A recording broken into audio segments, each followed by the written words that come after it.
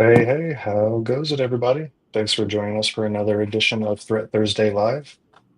As you can see, I have gained a new friend, but we are currently missing another. Tyler's having connectivity issues, so he will join us here in a minute when he gets that sorted.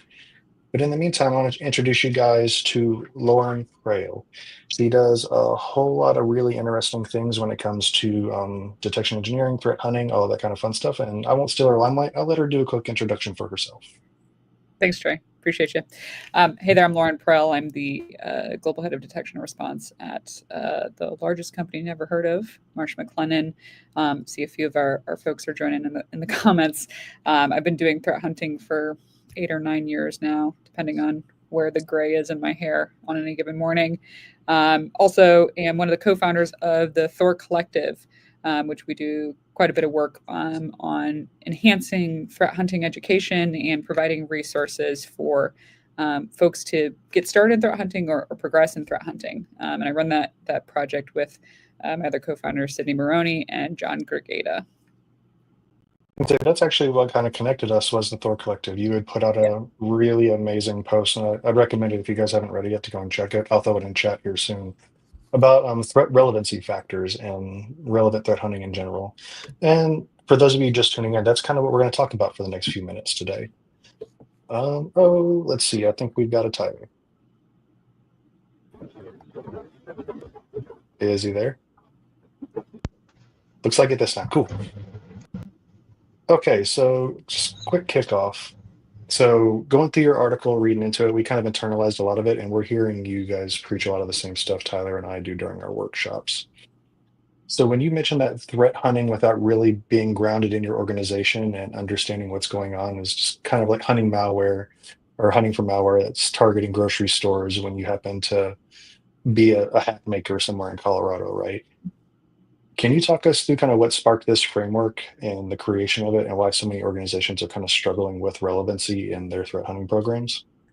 Yeah, for sure. And I'm super glad to, like, I've heard you guys preach this as well. I think there's a lot of a couple years ago, I think there was a lot of rush to get into purple teaming and threat hunting and adversary emulation, all of this, and a lot of people got pressure to go and do these more advanced activities without really setting up and saying what makes sense for my organization. And so when you're hunting things that don't make sense for your organization, you're number one probably not going to find anything, but number two, your management is going to be asking, well, why did you spend time on this? What did you do? What's happening? And so this framework was really born out of what I've seen in my career, which is how do we tell impactful stories about the threat hunting work that we're doing in a way that my organization cares about? Because there's nothing worse than like going to a CISO and saying, hey, we hunted for APT1 and found nothing. And like you're a grocery store chain, right? And APT1 definitely didn't target grocery store chains. So cool, you just burned what 120 hours of some really expensive resource time to find nothing and maybe not even learn anything that was relevant to the org. Yeah, and there's like so many other follow-on questions that go there too. Like, well, why that specific APT? Are you sure you found nothing because there's nothing, or they're just more advanced than you were looking? Like, Yep. there- it's just a big black hole of mysteries there, right? And that's kind of something we like to mention as well, is a lot of these orgs when we're interacting with them running engagements, it's really cool that they're being proactive, they're wanting to train, they're wanting to do all of this, but we also want them to take a good long look in the mirror and Mhm. understand who they are first as an organization. These kind of like APTs or nation state actors or threat groups that are targeting government, intelligence community people, things like that, they're probably not targeting Nike or Dick's Sporting Goods, these same Mhm. organizations, and people tend to not recognize that. So it's really cool that you've come up with this framework that helps them figure that out. And then Um, I had a question kind of based off of what you had said, Lauren. And hello, sorry I was a few minutes late. My internet just like decided to stop working, even though it's been working fine all morning. Sorry, Oh, good. sorry for being a little bit late. But you had mentioned like if you spend all this time, like let's say you spend 120 hours, man hours, hunting for APT 41, whatever it is, and say you don't find them, like you said, how can you still quantify that as being a successful hunt, even if you didn't find anything? Yeah. So I have this catchphrase of every hunt has to have an output. I think one of the big things, especially in organizations where maybe threat hunting is newer, a lot of folks, especially in management, are like, okay, if I find a bad guy that my tool can detect, threat hunting won. And if I don't find them, threat hunting failed, which I think is the wrong way to look at this. This isn't a binary find bad, black and white type of thing. So threat hunting has significantly more outputs and benefits than just finding bad. There's finding control gaps in your organizations, finding process gaps. Like if you find out that through the course of your threat hunting, your finance team isn't checking wire transfers verbally, they're just going off of whatever email was sent in that day. Like that's a huge potential finding that can bring major impact to your security posture. I always focus on what did we do? What did we find? Even if it wasn't a bad guy, is there something else that we did that measurably changed the security posture of the organization? I'm also very big on like, you need to have management support. So you have to market this in a way that they care about. So like it or not, we're all here to protect organizations, but that kind of boils down to, are we preventing money from leaving our organization? Sure. Right? Yeah. you got to tie this back to revenue somehow. Mm-hmm. Operational efficiency, like you have to show some kind of value, right? Yeah, it's got, exactly. Like you said, it's got to have some kind of output and show some kind of value. I was talking to one of my friends the other day who asked me that question about how do you kind of define a successful hunt if you don't find anything. And I was like, well, as long as you have a hypothesis going in, you have your threat hunt planned out, you will find something. Like you said, maybe you'll find a process isn't being followed, or there's hard-coded credentials. You'll find something as you're threat hunting. So I was just curious, how you had seen that in your organization and through your experiences. Yeah, Tyler, you're spot on. Like there's always something. No one is working at a perfect organization. If you are, keep that to yourself, because I don't want to get jealous hearing about how you have zero problems from your threat hunts. Yeah. But there's always you have something. no problems. Right? Yeah, you have no problems from your threat hunt. You probably just don't have the right logs, right? You're just not getting the right information, itself, right? Yeah, that's a visibility gap. That hey, you found that we don't have DNS logs, and like that impacts your reactive teams too. Mm-hmm. So for sure, always a good way to spin it. And that kind of brings us into that whole technology stack reality check. So you've emphasized kind of like hunting on the actual tools, equipment, everything that you have as an organization, not just all the new crazy and scariness you're seeing in all of these vendor reports that are going live. This latest SharePoint CVE is a great example of that. What's kind of the most common disconnect you've been seeing with organizations that are performing these theoretical hunts and the actual reality that's going on? How do you think these teams should honestly conduct an inventory at that point, right? Yeah, the SharePoint one is unfortunately a very recent and relevant example. And I think in the article I talk about, look, if you're a Google services shop and you're hunting for Exchange vulnerabilities or Microsoft product abuse, like you're looking in the wrong place, right? You're barking up the wrong tree. And so you're hunting for something that maybe doesn't exist.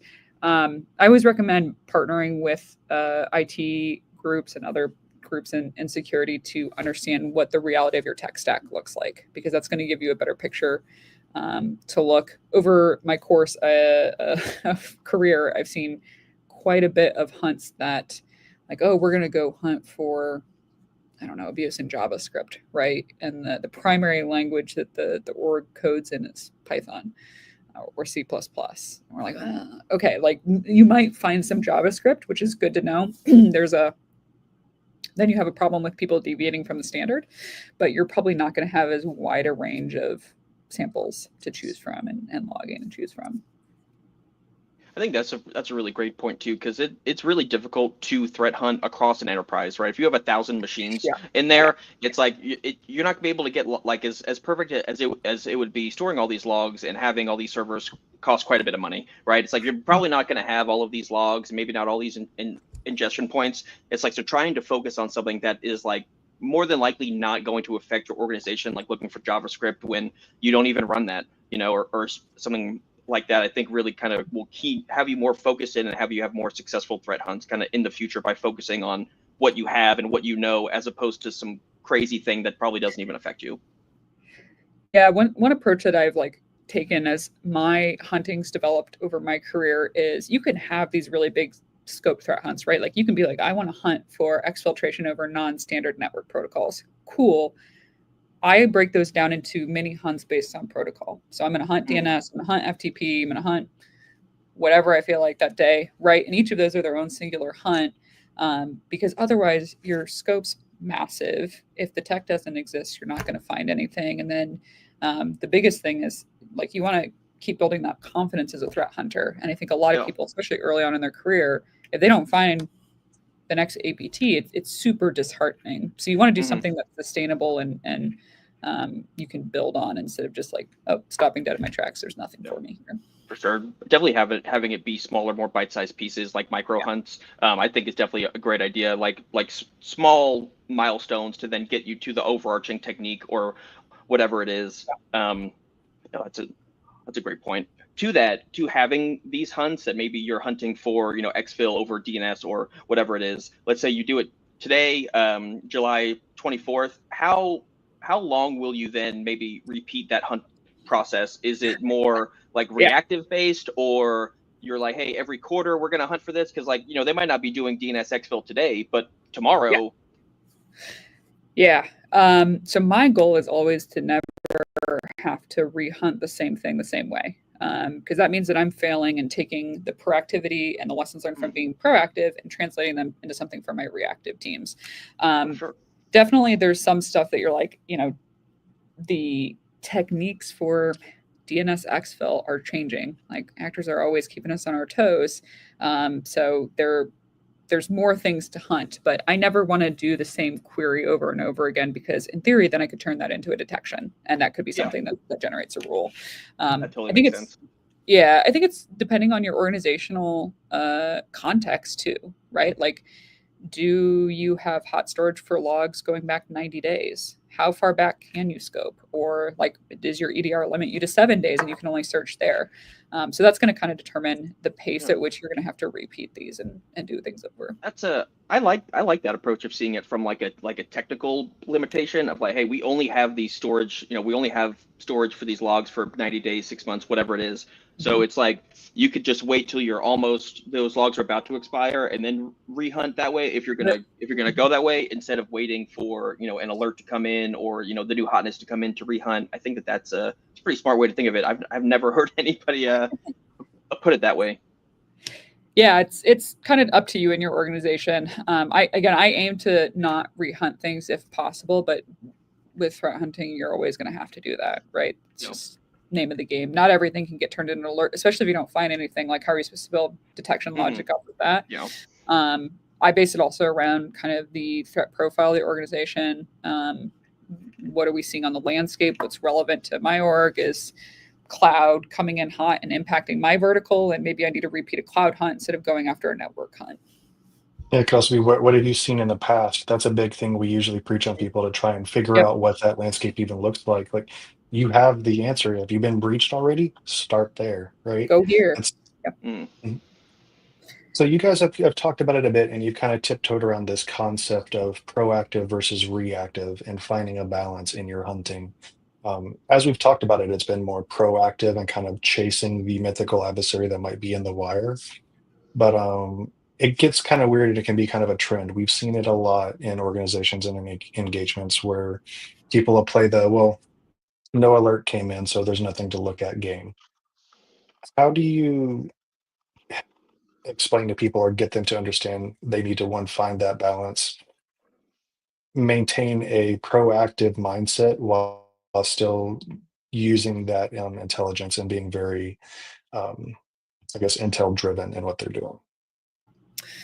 Yeah, it's kind of walking a tightrope, right? Because you do want to be super proactive, but even in the article I mentioned, and you just mentioned Trey as well, going back to what you've seen historically is actually a really great starting point for threat hunting. And by nature, that's a little bit more reactive, right? It's leveraging what you've seen in the past and reacting to those trends and patterns in order to do threat hunting and hopefully bring those patterns down. So I think the way that I've approached this is our goal is to be proactive in terms of our response to threats. Proactivity can be somewhat subjective, but if something hit and you're going back and searching for it, if they're already in, right, but you didn't have an alert that fired, you're being proactive in that response. You're not waiting until Mandiant, CrowdStrike, whoever calls you and is like, hey, you're on the front page of the Times. Congratulations, you have a breach. I do think it's easier to start in the reactive nature to build up the confidence in a threat hunting organization and show that value and say, like, look, we know that we've had a rash of phishing emails in the HR business unit, and we know that they're targeting X specific thing. We're going to go back and try to reduce that frequency or close those gaps, show the value there, and then say, okay, now from a hypothesis perspective, we think this is also happening in the finance org, but we don't have evidence. We'd like to go look for that. That builds you a little bit more confidence, I think, with upper management. Awesome. Yeah, and that's something we like to kind of bring into it as well once they get to that point is practicing. You don't want the first time you're really trying to dig into logs or validate you have the info you need being during that breach, right? Mm-hmm. Yep. So really practicing their processes and procedures and putting their teams to the test. We've seen it a lot to where we get into organizations, they're very cocky, for lack of a better word. They're very confident in what's going to happen. And we're going to get you, we'll find everything, we'll see it all. Okay, well, let's see, let's test it, right? Best case scenario, you validate what you're saying. Worst case scenario, you find you have a gap, but even that's a blessing because now you can fix it, right? Yep. Yeah. I could think one of the most interesting ones I had seen happen in this kind of a manner. We had one a while back that's like, oh yeah, we've got application allow listing rules, we've got alerts for RMM tools, things like that, like anywhere or any desk, things like that shouldn't be able to get on my network at all. It's the first thing we tried and it flew under the radar. They're like, oh, yeah, wait, hold on. So we feel like that kind of really helps to change that mindset for people as well, to get them out of that purely reactive nature to, oh, maybe we need to be validating and need to be looking at these things. Yeah, Trey, you hit the nail on the head. And this is why I'm such a big proponent of adversary emulation being a part of the threat hunting process, actually, because you are testing the assumptions of your security program by doing emulation. Not only that, but you're scoping your hunts to be associated with real data instead of just taking like some command somebody put in a blog and just putting it in Splunk and saying, go, run, find me something.